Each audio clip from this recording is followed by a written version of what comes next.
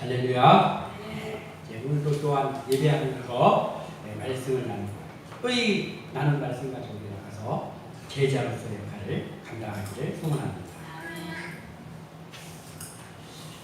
확고하다라는 말이 있어요. 확고하다. 이 확고하다는 말이 흔들림이 없이 확실하며 견고하다 이런 말이죠. 네. 오늘 말씀의 제목이 오직 믿음으로 확고해요입니다. 자, 여기서 오직 믿음으로다. 오직 믿음으로는 첫 번째로는 우리가 구원받는 유일한 조건이 오직 믿음으로다 이거예요. 또 하나는 우리가 살아갈 때 표대로 삼아야 될 것이 오직 믿음이다. 그래서 오직 믿음으로 확고해요. 예, 흔들림이 없이 확실하며 견고한 것, 이것이 확고하다라는데 우리가 오직 믿음 안에서 믿음으로 확고하기를 소원합니다. 사람이 살아가는 데 있어서 원칙이라는 게 참 중요합니다. 원칙. 근데 이 원칙이라는 것을 복잡하게 생각할 수도 있는데 이 원칙을 잘 보면 원칙은 참으로 복잡하지가 않고 단순하고 명확합니다. 그러니까 원칙이 복잡해. 조항이 많이 있고 뭐 어쩌고 이러면은 그 원칙이 잘못됐을 확률이 참 큽니다. 올바로 된 원칙이 단순하고 명료합니다. 그러니까 단순하며 명료한 원칙이 마음속에 확고하게 서 있는 사람은 살아가는 데 있어서 그 사람에게서 나오는 것이 있는데 그게 뭐냐면 소신 있게 행동을 한다는 거예요. 그러니까 원칙이 확실하게 마음속에 자리 잡고 있는 사람은 사람들의 어떠한 소리에 흔들리지 않습니다. 그 사람의 말을 한 사람의 의견으로 받아들일 수는 있습니다. 그러나 그것을 나의 마음을 흔드는 소리로 받아들이지는 않습니다. 왜냐하면 마음속에 원칙이 제대로 서 있다는 말이죠. 그래서 소신 있게 행동할 수 있습니다. 누가 뭐라고 하더라. 그리스도인은 더더욱 그래야죠. 그러면 우리 그리스도인들에게도 분명히 원칙이 있겠죠. 우리 그리스도인들의 원칙은 뭐지? 단순하고 명확하다고 했는데 원칙이라는 게 단순하고 명확한 우리 믿는 그리스도인들의 원칙이 무엇입니까? 이거 알아야지 우리가 그리스도인답게 살 수 있죠. 예, 뭐 믿음대로 살아야 되고 자비심이 있어야 되고 온유해야 되고 여러 가지가 있습니다. 그러나 그 모든 것들을 함축해서 우리가 그리스도인 예수의 사람이 아닙니까? 그리스도인이 이 그리스도인으로 살아가는 유일한 원칙이 뭐냐면 우리가 너무나도 잘 알고 있는 이신칭의입니다. 이신칭의가 믿음으로 의롭다 여김을 받는다 이런 뜻이잖아요. 이신칭의. 기독교에서 이신칭의가 빠지면 기독교가 아닙니다. 기독교에서 이신칭의가 빠져서 이단이 된 사람들이 수없이 많습니다. 그래서 우리의 가장 간단 명료한 원칙은 이신칭의입니다. 믿음으로 의롭다 하심을 받아요. 다른 말로는 이신득의라고 합니다. 그러니까 이신칭의라는 말은 하나님 관점에서 얘기하는 거예요. 믿는 사람을 하나님이 너 이제부터 의리다라고 칭해준다. 이게 이신칭의예요. 근데 같은 의미인데 이신득의는 뭐냐면 내가 믿음으로 인해서 의롭다함을 얻었다 이거예요. 사람의 입장이에요. 그러니까 하나님이 그걸 약속을 하셨으니까 그런데 내가 믿었습니다. 그래서 내가 그것으로 인해서 의로움을 얻었습니다. 저 원래 의로운 사람이 아닌데 이게 이신득의예요. 같은 말입니다. 그러나 관점이 다른 거죠. 이신칭의는 하나님 관점에서 이신득의는 사람의 관점에서입니다. 근데 같은 말이에요. 이게 그리스도인들의 원칙입니다. 기본 원칙입니다. 이것이 내 마음속에 자리 잡고 있으면 흔들리지 않습니다. 바로 이 이신칭의를 그냥 우리말로 풀이하면 오직 믿음으로 합니다. 오직 믿음. 종교개혁을 일으킨 마틴 루터가 이 이신칭의의 마음을 알기 전에 그 믿음이 있었지만 하나님을 믿는 사람이었지만 루터가 무슨 뭐 성전의 계단을 무릎으로 피가 나면서 기어서 올라가고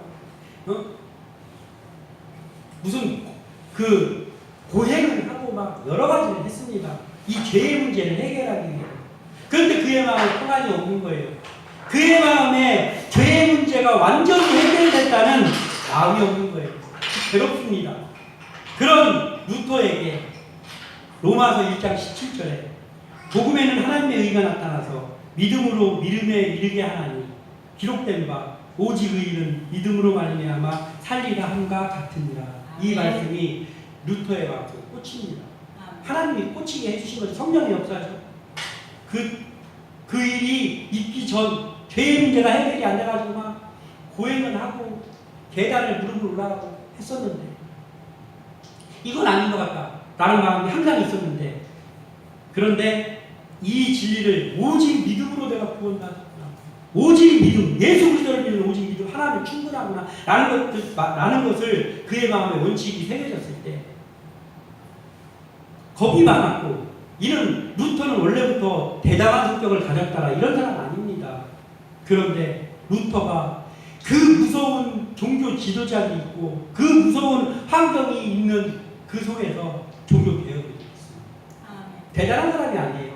마음에 믿음에 분명한 원칙이 세워진, 원칙이 확고하니까 종교 개혁을 일으켰다. 특별한 사람이라서가 아니고, 이만큼 오직 믿음으로 가는 것이 중요합니다.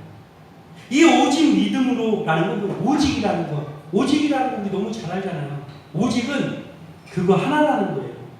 그것도 있고 다른 것도 있고 아니란 말이에요. 오직 믿음. 분명히 하나님은, 분명히 예수님은 오직 믿음으로 구원받았다라고 얘기했어요. 그런데 우리가 오직 믿음으로는 뭔가 좀 2% 부족한 것 같아요. 그래서 자꾸 다른 거를 찾아 헤매지 않습니까? 오직 믿음으로는 믿음 외에 더 필요한 게 없다라는 뜻입니다. 우리의 마음은 오직 믿음으로입니까? 내 마음. 아니면 뭔가 좀 거룩하게 뭐 하고 뭘 더 해야 될 것만 같습니다. 하나님 앞에 막 뭘 해야죠. 행함이 중요합니다. 오죽하면 야고보가 행함이 없는 믿음은 죽은 믿음이라고 했습니다. 맞는 말입니다. 그러나 행함은 중요한데 우리가 잘 알아야 될 때입니다. 구원은 오직 믿음으로입니다. 다른 게 필요 없어요. 행함 이런 게 필요 없습니다. 구원. 그런데 구원 받은 사람이 구원을 받았어요. 그러면 그 사람에게서 막 나오고 싶어서 꿈틀꿈틀하는 마음이 생기는데 그게 행함이란 말이에요.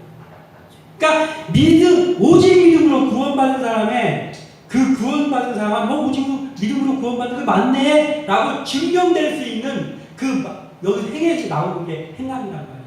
그러니까 행함은 오직 믿음으로 하고 달라요. 오직 믿음으로 구원을 받습니다. 그러나 그 오직 믿음으로 구원받은 사람이라는 것이 증거로 나에게서 나오는 것이 행함이란 말이에요. 그러니까 행함이 없다는 건 곧 뭐예요? 오직 믿음으로가 아닐 수 있다는 거죠. 그래서 우리 이런 것들을 잘 알고 행함은 매우 중요하기 때문에 해야 됩니다. 그러나 우리의 마음속에 구원받은 확신에 대해서, 이 원칙에 대해서는 다른 것이 섞여 들어가면 안 된다는 거예요. 오늘 말씀을 나누면서 우리가 헷갈리기 쉬운 이러한 면들을 다 정립하고 우리가 정말 오직 믿음으로 확고하게 서는 주의 사람들이 다 되시길 소원합니다. 아멘. 첫 번째로 우리가 생각해야 될 겁니다. 사람을 의식하는 마음이 들어오는 순간 확고함은 흔들린다. 이거는 누구는 그렇고 누구는 안 그렇고가 아닙니다. 다 마찬가지입니다. 저를 포함한 모두가 마찬가지입니다. 사람을 의식하는 마음이 마음속에서 싹 생기는 그 순간 나의 확고함은 흔들흔들하게 되어 있습니다. 12절을 다시 한번 읽어보겠습니다. 12절입니다. 시작. 야고보에게서 어떤 일이 이르기 전에 게바가 이방인과 함께 걷다가 그들이 오매 그가 할례자들을 두려워하여 떠나 물러가매. 주의 일을 합니다. 이건 그리스도인들의 이야기입니다. 그리스도인들이 우리가 하나님의 일을 합니다. 신앙의 일을 합니다. 그런데 두 가지가 있어요. 같은 신앙의 일을 하지만 두 가지가 있단 말이에요. 뭐냐?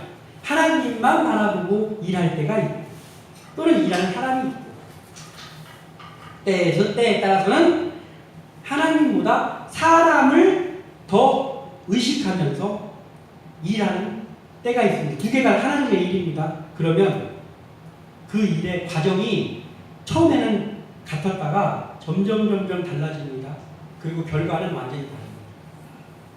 전자는 그러니까 하나님만 바라보고 일하는 사람이나 또는 하나님만 바라보고 일을 하는 건 내가 은혜로 일을 다 했어요. 그리고 하나님 말씀에도 부합되게 일을 완성을 했습니다. 하나님께 영광을 돌렸어요. 그러면 만족할 수 있죠. 만족이 됩니다. 그 만족은 사람의 어떠한 평가나 이런 것과 상관이 없습니다. 내가 하나님께서 나에게 맡겨주신 사명을 내가 참 어려웠지만은 다 했다. 그러면 만족한다니까요. 누가 뭐라고 하든. 근데 문제는 사람을 의식하면서 일을 해서 똑같은 주의 일이야. 근데 사람을 의식하면서 일을 해서 결과가 나왔는데 잘 됐어요. 잘 됐습니다. 은혜스럽게. 그런데 문제는 사람을 보고 일을 하면 그 하나가 더 생긴단 말이에요. 뭐냐면 사람의 반응이라는 것을 신경 쓰게 됩니다. 이 일에 대해서 사람들의 반응이 어떤가 이걸 본단 말이에요. 그러면 하나님은 영광 받았는데도 사람이 반응이 시큰둥하면 하나님이 영광 안 받은 것 같아요. 그리고 나에게 만족감도 없습니다. 결과가 완전히 달라요. 그래서 그리스도인들은 주만 바라고 일하는 이유가 그겁니다. 사람을 바라보는 순간 잡다한 것들이 머릿속으로 들어와가지고 흔들흔들 한단 말이에요. 늘 강조해도 지나침이 없는 우리가 그리스도인이 해야 될 두 가지 사명이 있잖아요. 사명 뭐입니까? 하나는 하나님의 영광을 드러내. 하나님의 영광을 드러내는 걸 다른 걸로 생각하는 거예요. 하나님 사랑이죠. 하나님 사랑. 위로는 하나님 사랑. 이게 뭐예요? 하나님 사랑하는 걸 우리가 나타날 수 있는 게 하나님의 영광으로 있다는 거죠. 그리고 또 하나는 영혼을 살리는 일. 우리가 해야 될 또 하나잖아요. 이게 뭐예요? 이웃사랑이잖아요. 영혼을 살리는 일, 이웃사랑이잖아요. 하나님 사랑, 이웃사랑. 그것을 바꾸어 말하면 우리는 하나님의 영광을 드러내는 일을 위해 일하고 그리고 영혼을 살리는 일을 위해 일한다. 이게 그리스도인의 의식이 박혀 있어야 되는 거예요. 이게 확실해야 되는 거죠, 우리가. 이것을 우리가 마음에 담은 채로 오늘의 본문을 보면 예루살렘 교회에는 최고의 지도자, 예루살렘 교회에서 가장 존경받고 최고의 지도자가 바로 대바였습니다. 베드로. 베드로가 예루살렘 교회, 즉 예루살렘 교회는 뭐냐면 유대인 그리스도인들이 주로 있는 교회입니다. 유대인인데 유대교를 믿던 유대인인데 예수 그리스도를 구주로 영접하고 그리스도인 된 사람들을 예루살렘 교회가 형성이 됐는데 그 수장이 베드로입니다. 그런데 이방은 좀 달랐어요. 이방은 안디옥이라든지 그 이방에도 이방인 출신 그리스도인들이 생겼는데 그들이 가장 존경하고 따르는 지도자는 바울이었습니다. 그러니까 할례자들, 유대인들 출신 그리스도인들의 지도자는 최고 지도자는 베드로. 그리고 이방에서 예수를 믿은 사람의 최고 지도자는 바울이에요. 그래서 영향력이 달라요. 예루살렘 교회에서는 베드로의 영향력이 크지만 이방에서는 베드로보다도 바울의 영향력이 더 컸습니다. 그런데 그들의 친교가 이루어져가지고 왜냐하면 그리스도인들이니까 같이 그리스도인들이니까 친교가 이루어져서 베드로하고 야고보하고 요한 이런 예수님의 그 가장 새 제자 있잖아요. 그 제자들이 이제 바울을 사도로 인정을 해줬어요. 그래서 친교의 약속을 했습니다. 친교의 약속을 하고 바울을 인정했어요. 그리고 급기야는 지금 베드로가 안디옥에 왔어요. 이방 땅에. 유대인들이 이방 땅에 잘 안 가잖아요. 왔습니다. 친교하려고. 바울도 좀 바나바, 바울 이런 사람들 좀 만나고 친교도 하고 그 그리스도인들의 하고 같이 예배도 좀 드리고 성찬도 하고 이러려고 지금 베드로가 왔습니다. 지금 상황이 이런 상황입니다. 자, 바울과 베드로가 확실히 다르다는 걸 오늘 갈라디아서 2장 8절에 보면 베드로에게 역사하사 그를 할례자의 사도로 삼으신 이가 또한 내게 바울이죠. 내게 역사하사 나를 이방인의 사도로 삼으셨느니라. 역할이 다른 거예요. 우리도 각자 다 다르잖아요. 응? 목회자는 목회자에게 구역장로. 성가대원 이런 거잖아요. 마찬가지예요. 베드로는 주로 그 할례자들, 유대인들을 대상으로 하는 그 일을 하나님께서 지금 하고 계시고, 바울은 뽑을 때부터 이방인의 사도를 삼으셨어요. 그래서 바울이 이방으로 다니면서 복음을 전합니다. 그런데 지금 이제 베드로가 안디옥에 이르러가지고 막 반가워하면서 막 여기 다 기록은 안 되지만 막 얼싸안고 바울 그동안 수고했습니다 하면서 막 한 거예요. 지금 친교가 너무나 은혜스러워 상황이. 그래갖고 막 하면서 거기서 같이 앉아가지고 성찬도 하고, 성찬을 다른 말로 떡을 뗀다 그러잖아요. 같이 떡을 뗀 거예요. 성찬도 하고, 그리고 또 음식도 같이 먹고 그랬죠. 그리고 신앙 얘기도 하고 예배도 같이 드렸어요. 그러면서 바울 선생님이 기도해 주세요. 그래도 오셨는데 베드로 선생님이 기도해 주셔야죠. 우리도 말하자면 그렇게 하면서 지금 친교가 이루어졌어요. 너무나 행복합니다. 그런데 갑자기 그 친교가 이루어졌을 때 모두가 하나님 안에서 하나가 된 거 아니에요. 오직 믿음 하나 된 거 아니에요? 그런데 갑자기 소식이 왔어. 베드로 사도하고 같이 있던 우리 예루살렘 교회 그 분들이 지금 여기로 오고 있답니다. 그럼 어떻게 해야 돼요? 그래요? 그분들도 오면 그분들도 식사 대접하고 또 같이 좀 합시다 해야 되잖아요. 근데 베드로의 마음에 그 순간에 한 가지 생각이 갑자기 딱 들어오는 거예요. 그분들이 오면은 내가 이방인들하고 지금 아무리 그리스도인들이지만 이방인들하고 같이 먹고 있는데 그분들은 평생 거기 예루살렘 유대 땅에서만 살던 사람들인데, 왜냐하면 예루살렘 교회 사람들에게서는 이런 상황이 없었잖아요. 아예 늘 유대인들끼리 예배를 드렸으니까 이런 상황이 없었단 말이에요. 이게 지금 갑자기 생긴 상황이에요. 이방인들하고 같이 친구 나누는 게. 그러니까 이들이 혹시 오해하지 않을까? 우리 베드로 선생님이 왜 이방인들하고 같이 꺼리낌 없이 밥을 먹고 있지? 왜 같이 앉아가지고 하고 있지? 라고 생각하면 어떡하지? 라는 마음이 베드로에게 들어왔습니다. 즉 사랑을 의식하는 생각이 순간 드는 거예요. 그랬더니 말하자면 베드로가 꽁무니를 뺐어요. 괜히 애매한 상황 발생하면 안 되니까 괜히 내가 일단 숙소로 좀 가니까 나중에 좀 와야 되는데, 이거 한 거예요. 지금 이 본문이 유대인들의 전통으로는 이방인과 같이 겸상을 하면 안 되잖아요. 그들은 어느 정도였냐면은 사마리아 땅은 지나가지도 않았어요. 사마리아 사람들이 완전히 이방인이니까. 이스라엘 사람들이 피가 흐르고 있어요. 좀 혼혈이 돼서 그렇지. 그런데 그 정도로 사마리아 땅을 거쳐서 지나가지도 않을 정도 이런 사람들이잖아요. 유대인들이. 그런데 지금은 어때요? 지금은 예수 그리스도의 십자가로 휘장이 달라져가지고 하나님과 우리의 막힌 다음에 허물어졌습니다. 하나님과 우리의 막힌 다음에 허물어진 게 아니고 사람과 사람의 이방인과 유대인의 막힌 다음에 다 허물어졌어요. 그러니까 지금 상황은 뭐냐면 예수님께서 율법을 완성해 놓으셔가지고 유대인은 괜찮고 이방인 안 되고 이게 없어졌단 말이에요. 모두가 오직 믿음으로 예수 그리스도를 오직 믿는 그 사람은 다 구원받은 백성이고 다 한 형제 자매예요. 그리고 베드로도 그것을 알았기 때문에 지금 와서 같이 식사하면서 성찬 나누고 밥을 먹고 있었어요. 방금 전까지. 그런데 베드로 유대 출신의 그리스도인들이 온다는 그 소문을 들은 순간 사탄이 틈을 딱 타는 거예요. 이거 애매한 상황인데 그래도 어찌됐건 같은 그리스도인들이긴 하지만 이들이 다 지금 이방인들인데 내가 여기 앉아가지고 같이 식사하는 이 자체가 이게 생소한 일이래. 그들이 혹시 오해를 하지는 않을까? 그 생각을 왜 합니까? 다 허물어졌는 거예요. 예수님 안에서 하나가 되는. 근데 그 생각이 들어오는 거예요.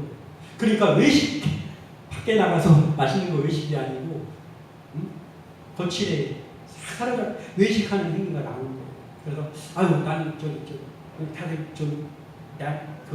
말씀 나누셔요. 저는 좀 숙소를 좀 먼저 가겠습니다. 하고 베드로가 그 자리를 피했습니다. 우리가 이 그리스도인들이 오직 말씀으로 설하는 이유가 고지식하게 말씀만 하고 있으라는 얘기가 아니에요. 그게 지금 진리입니다. 왜냐하면 오직 말씀 자에만 서야 되는 이유가 있어요. 그게 뭐냐면 오직 말씀만을 갈망하는 삶에 서 있어야 이런 상황이 발생을 안 한단 말이에요. 왜냐하면 성경이 예수님을 약속할 때부터 시작해서 예수님이 오시고 그리고 그 후에 어떻게 하고 우리가 지금은 어떻게 살아야 될 것까지 다 알게 하신 책이란 말이에요. 그러니까 이것을 우리가 오직 말씀으로 하고 있으면 이러한 애매한 상황이 벌어지지 않는단 말이에요. 그 보호장치란 말이에요. 그런데 말씀 안에 서 있지 않고 하다 보면 사람을 쳐다보게 되고 그러다 보면 걱정하지 않아도 될 거 걱정하게 돼. 그러다가 외식하게 돼. 베드로가 보통 사람입니까? 옛날에는 예수님한테 혼나는 사람일지 몰라도 오순절 이후에 베드로는 보통 사람이 아니잖아요. 우리하고 비교할 수도 없는 사람이잖아요. 그런데 아무리 그런 베드로라고 해도 사람 의식하면서 일하는 그 순간에 은혜로운 일이 변해서 외식을 맡겨요. 그래서 그 자리에서 물러가는 거예요. 우리는 이것을 명심해야 됩니다. 주님만 바라보는 우리의 시선이 환경과 사람에게 돌아가는 그 순간 우리의 확고했던 믿음은 무너지고 뭔가가 더 필요할 것 같아. 의로운 뭔가가 더 필요해야 되고 이런 우를 범하게 된단 말이에요. 주의 일꾼이 사람을 의식하며 일하면 믿음의 확고함은 바로 무너져요. 베드로는 예전에도 이런 일이 있었잖아요. 예수님만 바라볼 때 무리를 걸었잖아요. 사람이 무리를 걷습니까? 걸었잖아요. 그런데 그 사람 바라보는 것처럼 파도를 바라보는 순간 바로 빠졌어요. 마찬가지입니다. 우리가 하나님만 바라보면서 주의 일을 하는 그 시선이 사람의 반응 바라보고 사람에게 돌아가는 순간 바로 빠집니다. 바로 무너집니다. 바로 자신감도 다 떨어지고 믿음도 다 떨어집니다. 걱정거리만 생깁니다. 우리 이걸 명심해야 되는 거예요. 환경과 사람을 의식하며 하는 믿음의 일, 그건 더 이상 하나님을 기쁘시게 하지 못합니다. 그리고 문제는 뭐냐? 사람을 기쁘시게 하지 못하는 그 일이 사람 바라보면서 하면 사람의 반응 보면서 하면 결국에 가다 보면 있잖아요. 하나님의 마음을 기쁘시게 하지 못하는 이유는 사람의 마음도 결국은 기쁘게 하지 못하더란 말이에요. 그럼 죽도 받고 아니에요. 아무것도 아닙니다. 그래서 우리는 오직 믿음으로 확고하게 서 있으려면 사람을 의식하는 마음이 되면 안 되고 그리고 하나님만 바라봐야 된다. 이걸 우리가 알고 나가기를 소원합니다. 갈라디아서 2장 21절 읽지는 않았지만 우리 함께 읽어보겠습니다. 그 밑에 있습니다. 21절 시작. 내가 하나님의 은혜를 패하지 아니하노니 만일 이롭게 되는 것이 율법으로 말미암으면 그리스도께서 헛되이 죽으셨느니라. 아멘. 중요한 말씀입니다. 오직 믿음으로가 무너지고 오직 하나님만 바라보는 것이 무너지면 주님의 십자가를 주님이 죽은 거 이거 헛죽었네가 된단 말이에요. 그래서 우리는 오직 믿음, 이 믿음과 이 원칙이 확실하게 서 있고 그리고 하나님만 바라보는 이 마음이 확실하게 서 있고 그러한 믿음의 사람들이 되기 소원합니다. 그리고 그리스도인의 삶은 영향력을 발산한다라는 걸 명심해야 된다라는 배웁니다. 13절 한번 읽어보겠습니다. 시작. 남은 유대인들도 그와 같이 외식함으로 바나바도 그들의 외식에 유혹되었느니라. 아멘. 신앙인들의 삶이라는 게요. 그리스도인의 삶이라는 것은 우리 의지와 상관없이 다른 사람들에게 영향력을 줍니다. 영향력을 발산하게 되어 있어요. 똑같은 잘못을 저질러도 그냥 어떤 사람이 저지르면요, 그냥 조금 우리를 일러주면 하다 끝나잖아요. 그런데 예수 믿는 사람이 뭐 하면 금방 가라앉습니까? 계속 하고 또 얘기하고 하지 않습니까? 영향력이 있어서 그런 거예요. 그리스도인들은 사람들의 무의식적이지만은 그리스도인들이 주의 사람들이기 때문에 영향력이 있어서 그런 거예요. 그런데 그 영향력이라는 게 두 가지라서 문제예요. 한 가지만 얼마나 좋아요. 선한 영향력. 한 가지만 있어. 그러면 뭐 할렐루야, 아멘이죠. 그런데 문제는 뭐냐? 그리스도인에게서 다른 사람에게 발산되는 영향력이 두 개란 말이에요. 선한 영향력이 있고 또 하나는 악한 영향력이 악한 영향력. 이게 문제예요. 베드로가 외식한 이 사건은 그 자리에 있었던 유대인 그리스도인들 다 외식하게 만들었어요. 가장 영향력이 큰 그 선생님이 갑자기 자리에 뜨는데 그 사람들이 눈치가 없습니까? 베드로 사도에게 있던 분들이 여기 온다니까 가시네. 조금 불편한가. 알죠. 그럼 우리도 여기 앉아 있어도 되나? 그들도 외식. 그랬더니 그 분위기가 바나바가 똑똑한 사람이잖아요. 바나바가 나도 여기 이거 뭔가를 해야 될 것 같은데. 바나바도 외식에 유혹됐다고. 유혹. 우리도 그렇잖아요. 우리가 가만히 있는데 뭔가 주위에서 뭔 일이 이렇게 일어나면 우리는 하고 가만히 있습니까? 우리도 뭔가 이게 분위기가 이게 뭐지? 이렇게 되잖아요. 이 중요하다니까요. 그때 자세도 중요하고 그런 일이 안 일어나게 하는 것도 중요하다고. 베드로의 외식은 그 자리에 있는 그리스도인들도 외식하게 만들고 바나바까지 외식이 유혹하게 만들고 악한 영향력을 끼쳤어요 지금. 그리고 그 자리에 이방인 그리스도인들이 많이 있었잖아요. 뭔가 우리가 불편한가? 그들이 얼마나 또 바늘방석이었겠어요. 모두를 행복하던 그 자리에서 사람을 의식하는 마음이 베드로 앞에 딱 들어오니까 모두의 행복을 앗아갔어요. 하나님도 기쁘지 않았겠죠? 이렇게 됩니다. 다들 외식하는 자세가 되어버렸어요. 지도자 한 명이 그렇게 하니까. 지도자는 중요합니다. 예? 저기요, 그냥 밑에 말단 누구 한 명이 뭐 하던 그 영향력이 크지 않잖아요. 근데 어떤 의미에서든지 누구를 지도해야 되는 지도자의 역할에 있을 때는 말 한마디 행동 하나가 중요하단 말이에요. 모두에게 영향력을 미치는 거예요. 목사가 그래서 중요합니다. 그래서 장로, 직분자들 행세하라고 있는 자리가 아니고 장로, 권사, 안수집사들이 말 한마디 행동 하나 생각하면서 해야 되는 이유가 그거란 말이에요. 영향력이 있기 때문에. 그 우리는 선한 영향력을 끼쳐야지. 베드로가 얼마나 훌륭한 사람인데 사람 의식하는 그 마음 타고 들어와가지고 외식했더니 모든 사람을 복잡하게 만들었습니다. 우리의 사역의 현장에서도 이런 면을 반드시 있을 수 있기 때문에 깊이 생각하면서 내가 있는 신앙의 공동체에서 일을 해야 됩니다. 신앙의 공동체에서 공적인 위치에 있는 사람의 말 한마디, 행동 하나는 중요합니다. 영향력이 막강합니다.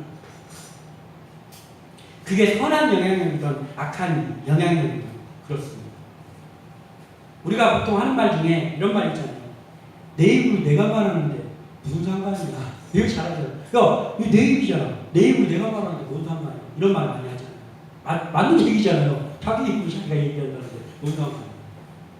맞는 얘기 맞습니다. 그런데요, 그리스도인들한테는 맞는 얘기가 아니라. 그리스도인들은 입이 내 입이라고 해도 찬송가 입 있잖아요. 이 찬송가. 만입이 내게 있으면 그 입 따가지고 응? 주님총을 찬양한다고. 입 가지고. 입이 만 개가 있어도 그거 갖고 내 입이라고 내가 말하는 게 아니고 그 입 다 가지고 주님의 은총을 찬송하겠다고. 찬송을 우리가 부르잖아요. 부르기만 하면 뭐입니까? 실천해야지. 그래서 그리스도인, 특히나 더 나가서 누군가를 지도하고 있는 직분자, 어떤 신앙 공동체의 수장이라고 한다면, 그러면 내 입이라고 해도, 내 생각이라고 해도 그것을 심사숙고해서 뱉어야 되는 거예요. 심사숙고해서 행동해야 되는 거예요.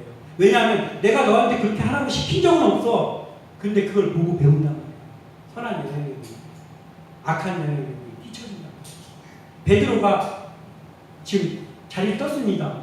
다른 사람한테 너희 빨리 자리 떠라 하지 않았잖아요.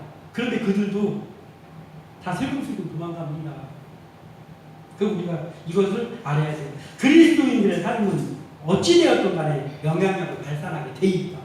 그러니까 내가 오직 믿음으로 확고하게 서 있지 않으면 안 되겠다. 이거예요. 내가 오직 믿음으로 확고하게 서 있어야 선한 영향력을 끼칠 수 있기 때문입니다. 우리의 구원은 오직 믿음으로 그리고 우리의 삶은 오직 주의 영광을 위해. 이것을 우리의 마음에 깊이 새기고 일하는 주의 일꾼이 되기를 소망합니다. 마지막으로 한 가지 더 오직 믿음으로 이것은 삶으로 증명하는 집이다. 삶으로 증명. 그리스도인들은 세상 사람들보다 훨씬 더 언행일치가 돼요. 언행일치. 왜냐하면 세상 사람들이요 그리스도인들 욕하잖아요. 이 믿는 놈들이 더야 욕하잖아요. 요즘 많이. 또 우리가 본의 안 되는 것도 많이 있어요. 솔직히. 욕하면서도 기대하는 게 세상 사람들이 그리스도인들을 바라보는 관점이잖아요. 욕은 하고 있는데 기대도 하고 있잖아요. 응? 그래도 예수 믿는 사람들이 그래도 예수 믿는 사람 뭐 누가 어려움 당했다면 그래도 예수 믿는 사람들이 그런 선한 일에 더 참여해야 되는 거 아니야? 이런 기대치가 있다니까요. 세상 사람들이 욕하면 그래서 우리가 삶으로 증명을 해야 되는 거예요. 삶으로. 그래 너희들이 기대할 만한 사람들이야. 우리는 하나님을 믿는 사람들이야를 삶으로 증명해야 된단 말이에요. 세상 사람들의 한 가지 실수 금방 희석되고 사라집니다. 그러나 하나님을 믿는 그리스도인들의 한 가지 말실수 그리고 행동은 영향력이 매우 큽니다. 그리고 오래갑니다. 오직 믿음으로 이 구원받는 우리가 그것을 증명하는 길은 말이 아니랍니다. 삶으로 증명해요. 삶으로. 마태복음 5장 16절에 이같이 너희 빛이 사람 앞에 비치게 하여 그들로 너희 착한 행실을 보고 하늘에 계신 너희 아버지께 영광을 돌리게 하라. 아멘. 예수님의 말씀이죠. 네? 뭐예요? 너희 착한 행실을 보고 하늘에 계신 너희 아버지께 영광을 돌리게 하라. 그러니까 아까 제가 서두에 말씀드렸잖아요. 우리가 구원받는 건 오직 믿음으로라니까요. 그렇지만 오직 믿음으로 사는 사람을 증명하는 길은 행함이 있어야 된다. 예수님이 말씀하셨어요. 응? 이같이 너희 빛이 세상에 비치게 하여서 너희들의 착한 행실을 통해서 하늘에 계신 너희 아버지께 영광을 돌리게 하라. 누가 영광을 돌리게 하라는 말이에요? 모든 사람들이 영광을 돌리게 하라는 말이잖아요. 그러니까 우리의 착한 행실이 있어야 된다. 이것이 언행일치자는 거예요. 바울을 베드로를 꾸짖었잖아요. 바울이 너 잘 걸렸어. 베드로 하면서 꾸짖은 게 아니잖아요. 이 바울이 생각을 했어요. 바울은 이방인들이 바울의 눈에 이방인들은 어떤 존재들입니까? 이방인인데 이미 그리스도인이에요. 바울의 눈에. 그럼 그들은 자기의 동역자로 보이잖아요. 자기의 동역자잖아요. 이방인이 아니고 그리스도인으로만 보이고 자기의 동역자잖아요. 근데 이방인인데 아직 예수 안 믿는 사람들은 뭘로 보이겠어요? 다 구원해야 될 대상으로 보이지 않겠어요? 바울에게. 그러니까 바울이 지금 화가 우리를 격려하고 우리와 친교하러 왔다는 저 베드로가 이럴 수 있나? 그래서 꾸짖는데 그냥 뒤에 가서 뒷얘기하면서 저 바나바 이리 와봐. 저 베드로 저래도 되냐? 이렇게 이렇게 한 게 아니라고. 어떻게 했습니까? 면전했습니다. 면책했다. 면책이 뭡니까? 면전에서 사람들 다 있는 데서 베드로도 그럴 수 있느냐? 네가 그러고도 그리스도인의 네가 지도자냐? 이렇게 했다고 바울이. 저 잘했다. 잘한 것 같아. 거기서 박수 쳤어. 그렇다고 베드로 체면도 있는데 면박을 주냐? 이건 면박을 줘야죠. 이거 면박을 줘야 됩니다. 왜냐하면 예수 그리스도의 십자가가 헛되게 만드는 외식이에요. 그냥 체면 생각하면서 넘어가야 되는 게 아니야. 이건. 신앙의 근간을 통째로 흔들었다고 베드로가. 그래서 바울이 14절에 이게 14절이요. 저도 계속 읽어봤어요. 계속. 이게 그냥 읽어서는 잘 이게 정리가 안 되는 말씀이에요. 이 14절 읽어보겠습니다. 시작. 그러므로 다른 그들이 복음의 진리를 따라 바르게 행하지 아니함을 보고 모든 자 앞에서 대바에게 이르되 네가 유대인으로서 이방인을 따르고 유대인답게 살지 아니하면서 어찌하여 억지로 이방인을 유대인답게 살게 하느냐 하였습니다. 이게 복잡하게 써졌는데 이게 무슨 말이냐면 이런 거예요. 방금 전까지 베드로가 베드로를 오직 믿음으로 구원받는다는 게 마음 확신 하는 사람이잖아요. 베드로가. 그러니까 와가지고 기분 좋게 이방인 그리스도인들하고 같이 떡도 떼고 성찬도 나누고 같이 예배도 드리고 이렇게 했단 말이에요. 마치 이방인들하고 섞여가지고 지금 유대인으로서는 할 수 없는 일을 했단 말이에요. 믿음의 자유함을 얻어가지고. 지금까지 그렇게 하다가 유대인 그리스도인들이 온다고 하니까 태도를 달리한 거예요. 그러니까 바울이 이런 거예요. 야, 너는 오직 믿음으로 구원받았다고 하면서 자기 믿을 거 다 드리고 이방인들하고 같이 모여 같이 성찬을 나누고 다 얘기하고 하다가 왜 다른 이 동역자들은 아직도 율법주의자 취급을 네가 하고 통째로 그냥 동역부에 넘기냐 이런 거예요. 네가 그렇게 하고 너는 아직도 그렇게 하면서 유대인들의 이 이방인 그리스도인들에게는 뭔가 유대인들이 지키는 거 지키게 하려고 하는 이게 말이 되느냐 이런 거예요. 그러니까 그 베드로의 마음속에 외식하는 마음이 딱 들어오니까 어떻게 되는 거냐면은 그 사람들이 아직 당도 안 했잖아요. 그 사람들도 오직 믿음으로 구원받은 사람들이잖아요. 그러니까 성령이 역사해서 그들도 왔을 때 반가워하면서 이방인들하고 같이 악수하면서 같이 교제 나눌 수 있는 사람들이란 말이에요. 근데 베드로가 사람을 의식하니까 지레신자고 그 사람들은 내 동료들은 평생 동안 유대 거기서 살던 사람들인데 와가지고 이게 오해할 수도 있을 것 같은데 라고 하면서 자기가 지레신자로 그들을 율법에 아직도 머물러 있는 사람으로 취급을 해버렸다. 큰 실책이죠. 큰 실책입니다. 그래서 우리는 세상 사람들을 전도하는 일에 이런 사람이 되면 안 된단 말이에요. 뭐냐면 이런 거예요. 우리가 세상 사람들을 전도합니다. 세상 사람들을 전도하면 어떻게 해야 돼요? 세상 사람들과 같은 자유로움을 발휘해야 됩니다. 우리는 세상 사람들 아니잖아요. 그런데 세상 사람들은 아닌데 세상 사람들에게 그 세상 사람들이 사는 자유로움을 우리가 발휘해야 된단 말이에요. 지금 믿음도 없는 사람들한테 가서 교회 와서 유해가 그러면 안 돼. 이 황당한 일이 아닙니까? 그리고 술 먹고 교회에 들어오면 안 됩니다. 이 황당한 일이 아니에요. 이러면 안 된다고. 우리는 어떻게 해야 되냐면 세상 사람들을 전도해야지. 우리가 믿는 사람을 우리가 왜 전도합니까? 이미 믿고 있는데. 우리가 전도해야 될 대상은 세상 사람들이잖아요. 그럼 세상 사람들을 대하는 이 태도가 이 베드로같이 이렇게 되면 안 된단 말이에요. 이 사람들 율법에 매이는 사람들 지레진 줄 알면 안 된단 말이에요. 우리는 세상 사람들을 전도할 때 어떻게 하냐면은 자유로움을 가진 그 사람들이 가지고 있는 자유로움을 발휘해줘야 돼. 우리는 세상 사람들이 아닌데. 그러나 우리는 말씀의 진리 안에서 행해야 돼. 행하면서 그 사람들을 용납해줘야 된다. 그리고 우리가 그들에게 거룩한 삶을 강요함으로 그들을 변화시키려고 하면 안 돼. 여기서 이러면 안 되고 뭐 하면서 이렇게 해서는 안 된단 말이에요. 그들은 믿음의 사람들이 아니잖아요. 우리는 말씀 안에서 구원받은 자답게 선한 삶을 그들에게 보여줘야 되는 거예요. 그들에게 가르치는 게 아니고 보여줘야 돼. 그리고 그들에게는 너그러움을 가지고 그들을 용납해줘야 된다고. 그러니까 그들은 용납해주고 우리는 그들에게 신앙의 삶을 보여주고. 근데 그게 반대로 됐어. 말로 막 신앙의 삶을 가르치려고 해요.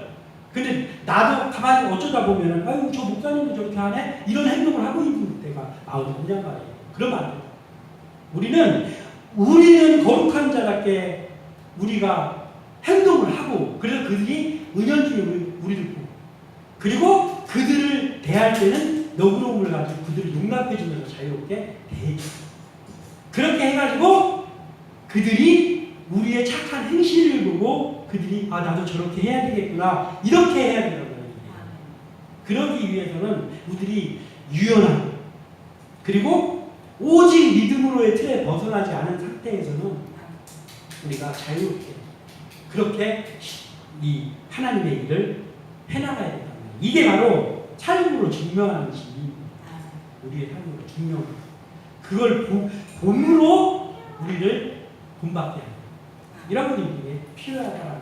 그러기 위해서 우리에게 지금까지도 그래왔지만 앞으로 더욱더 우리는 우리의 마음속이 오직 믿음으로 이걸로 확고하게 세워져 있고 그 상황 가운데서 진리를 벗어나지 않은 상황에서 자유로움을 발산하면서 하나님의 복음을 전하고 하나님의 영광을 드러내고 사람을 살리고 이러한 일들을 해야 될 줄 믿습니다. 이러한 일들을 하는 우리 한 사람 한 사람 되기를 소원하고 우리 교회가 이러한 교회 되기를 주님의 이름으로 축원합니다. 기도합니다.